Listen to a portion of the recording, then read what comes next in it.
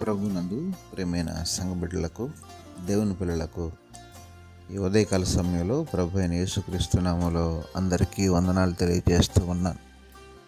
గడిచిన రోజు నుంచి ఈ రోజు వరకు దేవుడు మనకు తోడుగా ఉండి ఆయన కాపుదల మనతో ఉంచి ఈ సమయంలో ప్రభుని స్తుతించుకోవడానికి దేవుడిచ్చిన మరొక మంచి అవకాశాన్ని బట్టి దేవునికి మహిమ, ఘనత, ప్రభావాలు కలుగును గాక.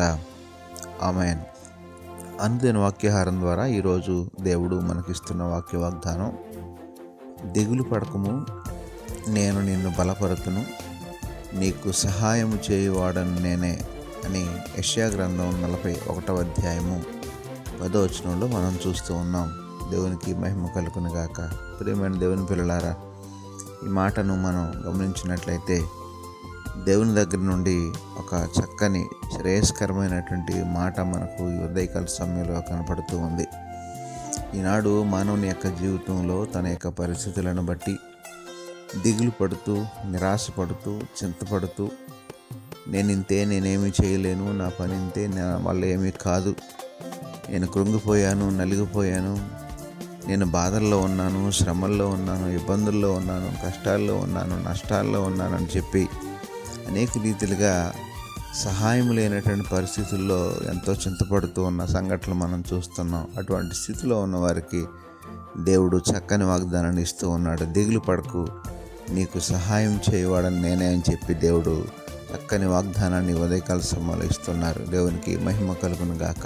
ప్రియమైన దేవుని పిల్లలారా, ఈ మాటను మనం గమనించినట్లయితే దేవుడు ఖచ్చితంగా తన యొక్క వాక్య వాగ్దానాన్ని అందరి జీవితాల్లో నెరవేర్చడానికి ఆయన సిద్ధంగా ఉన్నారు. ఆ రీతిగా ప్రభువు చెప్తున్న మాటను బట్టి నీకున్న ప్రతి పరిస్థితులను దేవునికి అప్పగించి దేవుని ద్వారా సహాయాన్ని పొందుకొని ఆయన నిన్ను బలపరుస్తాడు, నీకు సహాయపరుస్తాడు అనేటటువంటి విషయాన్ని గమనించి దేవుని వైపు చూసి విశ్వాసంతో ముందుకు కొనసాగండి. అట్టి కృపను దేవాది దేవుడి ఉదయకాల సమయంలో అందరికీ దయచేయను గాక. ఆమేన్. పరిశుద్ధుడైన మా దేవ, ప్రేమగల మా తండ్రి, మహోన్నతుడైన మా ప్రభువా, ఈ ఉదయకాల సమయంలో మరొకసారి మీ శ్రేష్టమైన ఉన్నతమైన నామానికి వందనాలు, స్తోత్రాలు చెల్లిస్తున్నాం ప్రభువా. ఈరోజంతా నీ పిల్లలమైన మా అందరికీ మీరే తోడుగా ఉండి సహాయం చేసి నడిపించండి, నీ మేలుల చేత నింపండి. ఈరోజు పుట్టినరోజు, పెళ్లిరోజు జరుపుకున్న బిడ్డలు ఎవరైతే ఉన్నారో వారందరిని పేరు పేరున దీవించమని యేసు నామమున అడిగి వేడుకొనుచున్నాము తండ్రి. ఆమేన్.